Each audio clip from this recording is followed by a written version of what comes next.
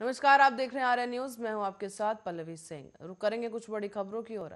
उत्तर प्रदेश में विधानसभा चुनाव के लिए आज कांग्रेस महासचिव प्रियंका गांधी ने पार्टी के 125 उम्मीदवारों का ऐलान कर दिया है और इस पहली सूची में 40% महिलाओं को टिकट भी दिया गया। प्रियंका गांधी ने महिलाओं के नामों का ऐलान करते हुए कहा है कि ये सभी महिलाएं संघर्ष करने वाली हैं। बड़ी बात यह है कि कांग्रेस ने उन्नाव रेप पीड़िता की मां आशा देवी को भी टिकट दिया है। प्रेस कॉन्फ्रेंस में प्रियंका गांधी ने कहा है कि 125 उम्मीदवारों की सूची में से 50 महिलाएं हैं और हमने प्रयास किया है कि संघर्षशील और पूरे प्रदेश में नई राजनीति की पहल करने वाली प्रत्याशी हों। उन्होंने ये भी कहा कि पहली सूची में 40% युवाओं को भी टिकट दिया गया और हमारी कोशिश है कि हम इनके माध्यम से यूपी की राजनीति को नई दिशा देने में कामयाब होंगे। प्रियंका गांधी ने आगे बताया कि इस लिस्ट में कुछ महिला पत्रकार भी हैं और एक अभिनेत्री हैं और बाकी संघर्षशील महिलाएं हैं जिन्होंने कांग्रेस में रहते हुए कई साल संघर्ष किया है। उन्होंने ये भी कहा कि पार्टी ने जीतने और लड़ने की क्षमता देखकर ही महिला उम्मीदवारों को चुना है और आज यूपी में तानाशाही सरकार है। हमारी कोशिश है कि मुद्दों को लेकर केंद्र में लाया जाए। और नेताओं ने कांग्रेस छोड़ने के सवाल पर प्रियंका गांधी ने कहा है कि ये हर चुनाव में होता है। कुछ लोग आते हैं, कुछ चले जाते हैं, कुछ घबरा जाते हैं और हमारे संघर्ष के लिए हिम्मत की जरूरत है। किसी के जाने से दुख तो होता ही है, लेकिन बता दें कि उत्तर प्रदेश की 403 विधानसभा सीटों के लिए 7 चरणों में मतदान 10 फरवरी से शुरू होगा। यूपी में 7 चरणों में 10, 14, 20, 23, 27 और 3 और 7 मार्च को वोट डाले जाएंगे, जबकि वोटों की गिनती 10 मार्च को होगी। चुनाव आयोग ने कोरोना के मद्देनजर यूपी, पंजाब, गोवा, मणिपुर और उत्तराखंड में भी विधानसभा चुनावों के लिए 15 जनवरी तक किसी भी राजनीतिक रैलियों और रोड शो की अनुमति नहीं दी है।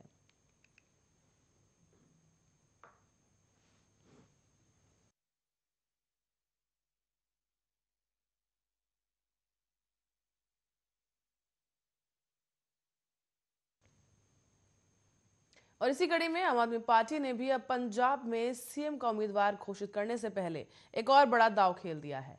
सीएम पद का चेहरा घोषित करने के लिए आम आदमी पार्टी पंजाब के वोटर्स की राय लेगी और इसके लिए पार्टी ने मोबाइल नंबर भी जारी कर दिया है। हालांकि आम आदमी पार्टी के इस दाव में भगवंत मान की उम्मीदवारी पर एक बार फिर से पेच फंसता हुआ नजर आ रहा है।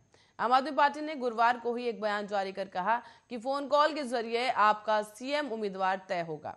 नंबर पर कॉल करने के बाद पूछा जाता है कि आम आदमी पार्टी का मुख्यमंत्री का चेहरा कौन होना चाहिए।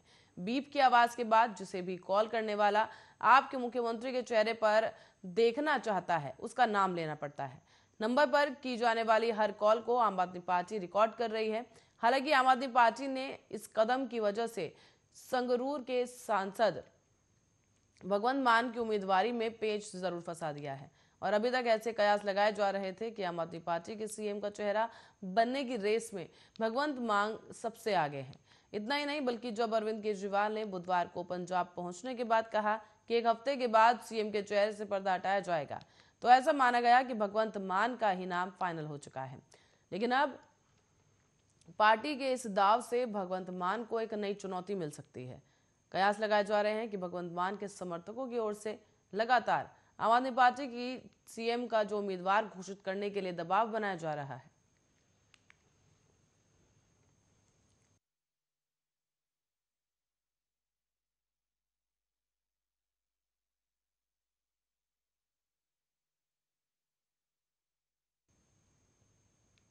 और उत्तर प्रदेश विधानसभा चुनाव से ठीक पहले बीजेपी को भी लगातार झटके पे झटके मिल रहे हैं।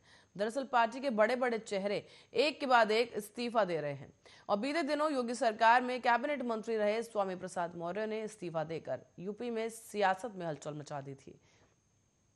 और वहीं अब इस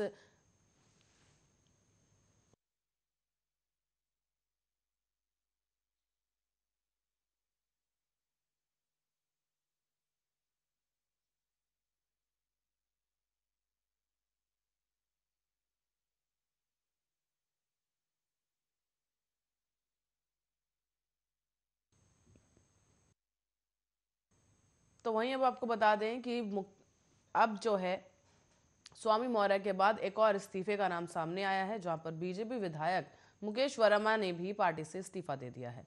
फिलहाल खबर आ रही है कि मुकेश वर्मा स्वामी प्रसाद मौर्य के घर पर मौजूद हैं। और गौरतलब है कि 2 दिन के अंदर ही बीजेपी से इस्तीफा देने वाले मुकेश वर्मा 7वें विधायक हैं। वहीं वर्मा अपने पत्र में लिखा है कि बीजेपी में अल्पसंख्यक समुदाय से आने वाले नेताओं को तवज्जो नहीं दी जाती। सरकार में किसानों, छोटे कारोबारियों और बेरोजगारों की उपेक्षा की गई है। और आपको बता दें कि वर्मा ने बीजेपी की प्राथमिक सदस्यता से भी इस्तीफा दे दिया है। इस्तीफा देने के बाद विधायक मुकेश वर्मा ने एक जानकारी दी है एक निजी चैनल के दौरान बात करते हुए कि हमें बीजेपी ने धोखा दिया है। जहां स्वामी मौर्य जी जाएंगे वहीं हम भी जाएंगे। अभी बहुत विधायक संपर्क में हैं। ऐसे में उत्तर प्रदेश की 403 विधानसभा सीटों पर इस बार 7 चरणों में मतदान होगा और इसकी शुरुआत 10 फरवरी से राज्य के पश्चिमी हिस्से के 11 जिलों से करीब 58 सीटों पर मतदान के साथ होगी। यूपी में पहला चरण 10 फरवरी, दूसरा चरण 14 फरवरी, तीसरा चरण 20 फरवरी, चौथा चरण 23 को और पांचवा चरण 27 फरवरी, छठा चरण 3 मार्च, सातवां चरण 7 मार्च को होगा।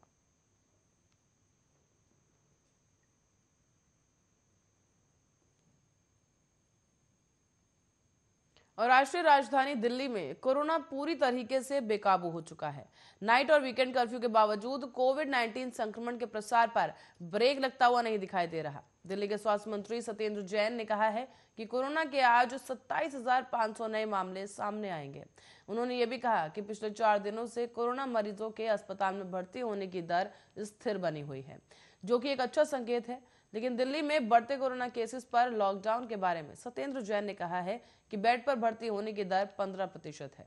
हमारी लॉकडाउन लगाने की कोई योजना नहीं है। हालांकि उन्होंने ये भी कहा कि अस्पताल में मरीजों के भर्ती होने की दर स्थिर हो गई है और जो कि दिखाता है कि कोरोना वायरस के मामलों में जल्द ही कमी आ सकती है। राष्ट्रीय राजधानी दिल्ली में बुधवार को कोविड के 27,561 नए मामले आए, जबकि कोरोना वायरस संक्रमण से 40 लोगों की मौत हो गई है। स्वास्थ्य विभाग द्वारा जारी किए गए आंकड़ों के अनुसार शहर में संक्रमण की दर 26.22% दर्ज की गई। पिछले साल ही 10 जून को संक्रमण से हुई 44 लोगों की मौत के बाद बुधवार को एक दिन में सबसे ज्यादा 40 लोगों की मौत संक्रमण से हुई है। आंकड़ों के अनुसार संक्रमण की दर भी पिछले साल 4 मई को करीब 26.7% थी, जिसके बाद वो सबसे ऊंचा रहा। और ऐसे में बुधवार को एक दिन में 27,561 नए मामले सामने आए। इससे पहले 30 अप्रैल को शहर में कोविड के 27,047 नए मामले सामने आए थे। जनवरी के पहले ही 12 दिनों में कोरोना वायरस संक्रमण से मरने वालों का आंकड़ा 133 से पार हो चुका है, जबकि आपको बता दें कि ये 133 लोगों में ज्यादातर अन्य बीमारियों से ग्रसित लोग शामिल थे। हालात के मद्देनजर अब सरकार ने मंगलवार को सभी अस्पतालों को परामर्श जारी कर सुनिश्चित करने को कहा कि अन्य बीमारियों से ग्रसित कोविड मरीजों का इलाज विशेषज्ञों द्वारा ही कराया जाए। शहर में फिलहाल कोविड के 87,465 मामले हैं और उपचाराधीन हैं, जिनमें से करीब 56,991 होम क्वारंटीन है।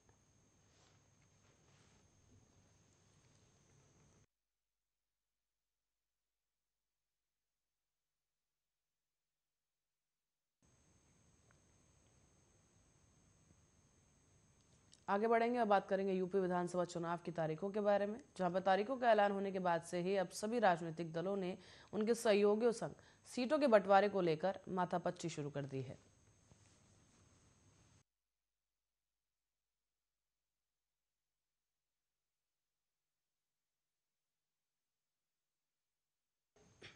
कि प्रदेश में बीजेपी के साथ साथ गठबंधन कर चुनाव लड़ रही निषाद पार्टी के अध्यक्ष संजय निषाद ने बताया है कि उन्होंने बीजेपी के सामने कितनी सीटों की मांग की। संजय निषाद ने कहा है कि वो अपनी बात गृह मंत्री अमित शाह समेत डिप्टी सीएम केशव प्रसाद मौर्य के सामने रख चुके हैं। बीजेपी के साथ सीटों को बंटवारे को लेकर संजय निषाद ने कहा है कि हमारी पार्टी ने बीजेपी से 18 सीटें मांगी हैं। इस बारे में अब गृह मंत्री अमित शाह, गृह मंत्री समेत प्रदेश अध्यक्ष स्वतंत्र देव सिंह और डिप्टी सीएम केशव मौर्य के समक्ष बात की गई। उन्होंने ये भी कहा कि हमने एक ही जिले में एक ही सीट मांगी है। इनमें से ज्यादातर सीटें ऐसी हैं जहां पर बीजेपी कमजोर है और वो सीटें फिलहाल समाजवादी पार्टी के पास है। उन्होंने रामपुर से भी एक सीट की मांग की है। संजय निषाद ने कहा है कि अगले 2 दिनों में लखनऊ में बैठक होगी, जिसके बाद सीटों का ऐलान हो जाएगा। हमारे उम्मीदवार चुनाव की तैयारियों में जुटे हुए हैं। उन्होंने ये भी कहा कि गृह मंत्री अमित शाह के सामने हमने कहा है कि पार्टी पहले कार्यकर्ताओं की बात सुनी जाएगी, क्योंकि जमीन पर वो ही हमारी पार्टी के लिए काम करते हैं। इसी के साथ ही संजय निषाद ने एक बार फिर से अपने गठबंधन की जीत की बात दोहराई है और सपा बसपा पर हमला बोला। उन्होंने कहा है कि निषाद राम की पार्टी है और राम की पार्टी के साथ है और राम राज्य आना तय है। अखिलेश पहले ही बसपा और कांग्रेस के साथ 2 बड़े गठबंधन करके फ्लॉप हो चुके हैं। इस बार भी उनका गठबंधन फ्लॉप ही साबित होगा।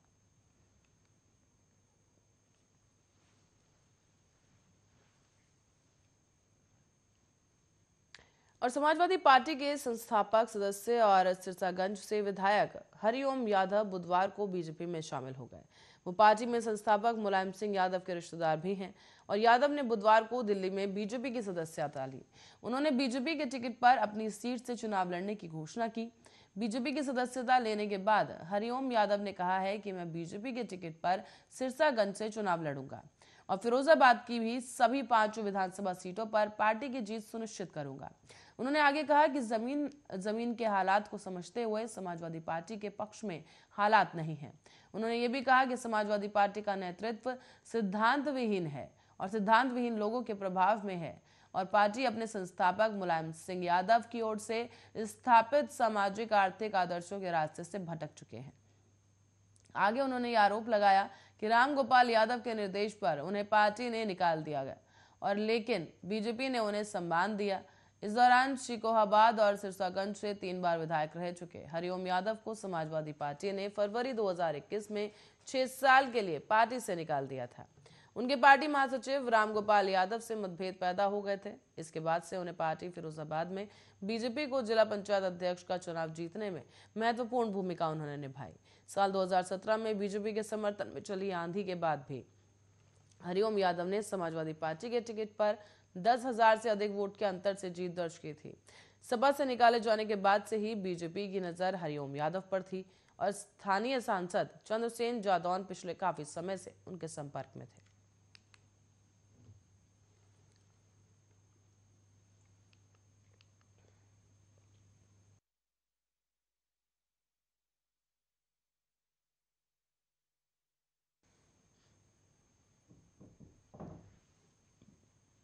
देश में जानलेवा कोरोना वायरस महामारी की रफ्तार बेकाबू हो रही है।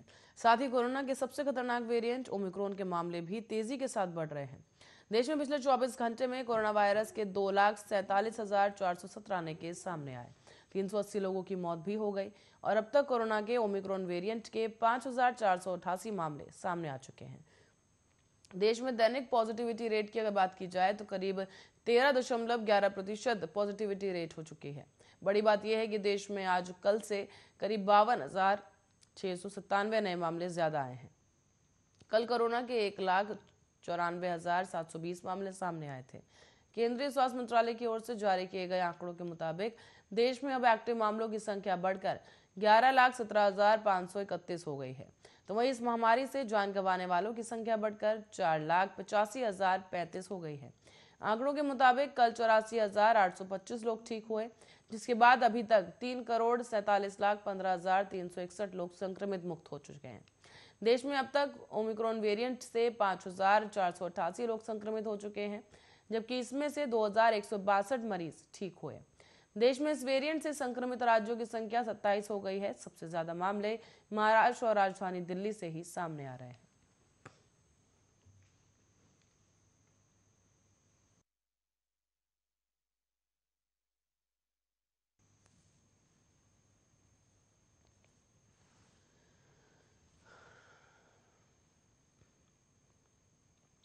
इसी कड़ी में आपको बता दें कि कोविड-19 की बेकाबू रफ्तार के बीच ओमिक्रॉन के बड़े खतरे के साथ साथ प्रयागराज में माघ मेले में कोरोना बम फूटा है। ऐसे में माघ मेले में करीब 38 और लोग कोरोना संक्रमित हो चुके हैं। पुलिस और पीएससी के 36 जवानों के साथ ही करीब 38 लोगों की रिपोर्ट पॉजिटिव आई है। इसके बाद अब माघ मेले में कोरोना संक्रमितों की संख्या बढ़कर 51 हो गई। तो वहीं 50 से ज्यादा लोगों के संक्रमित होने के बाद माघ मेले में हड़कंप मच गया है। कोरोना के इस विस्फोट के बाद मेले के आयोजन पर एक बार फिर से सवाल उठने लगे हैं। मेला शुरू होने से पहले ही 50 से ज्यादा लोगों के संक्रमित होने के मामले में अब सरकारी अमले की मुश्किलें बढ़ गई हैं। मेले में अभी श्रद्धालुओं का आना शुरू भी नहीं हुआ था कि संक्रमण का एंट्री हो चुकी है। 14 जनवरी को मकर संक्रांति पर कई लाख श्रद्धालु यहां पहुंच सकते हैं और इसी के साथ ही 17 जनवरी को पौष पूर्णिमा के 1 लाख से ज्यादा संत महात्मा और श्रद्धालु कल्पवास करेंगे। मेले के आयोजन के लिए प्रयागराज में तंबुओं का अलग से शहर बसाया गया है। सिर्फ ड्यूटी करने वाले कर्मचारियों में ही 50 से ज्यादा लोग संक्रमित पाए गए तो लाखों श्रद्धालुओं की भीड़ में कोरोना का विस्फोट हो सकता है। कोरोना बम फूटने के बावजूद माघ मेले के हालात नहीं बदले हैं। मेला क्षेत्र में अब भी बिना रोक टोक के ही तमाम लोग एंट्री कर रहे हैं। आस्था के नाम पर लाखों की भीड़ जुटाना कोरोना के खतरे को दावत देने जैसा है। मेला क्षेत्र के साथ ही जिले में भी करीब 379 लोगों की रिपोर्ट पॉजिटिव आई है। प्रयागराज जिले में कोरोना के एक्टिव केसेस की संख्या बढ़कर अब 1,500 के पार पहुंच गई।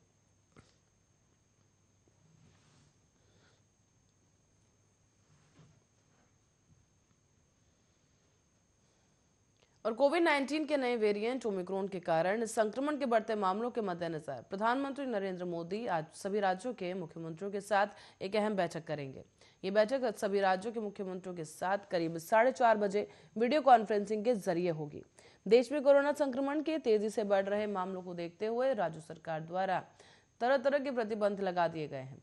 लेकिन इससे पहले पीएम ने रविवार को देश में कोविड-19 महामारी के हालात, स्वास्थ्य संबंधी बुनियादी ढांचे और चल रही तैयारियों और देश में टीकाकरण अभियान की स्थिति, ओमिक्रॉन के प्रसार की समीक्षा करने के लिए एक उच्च स्तरीय बैठक की अध्यक्षता भी की थी।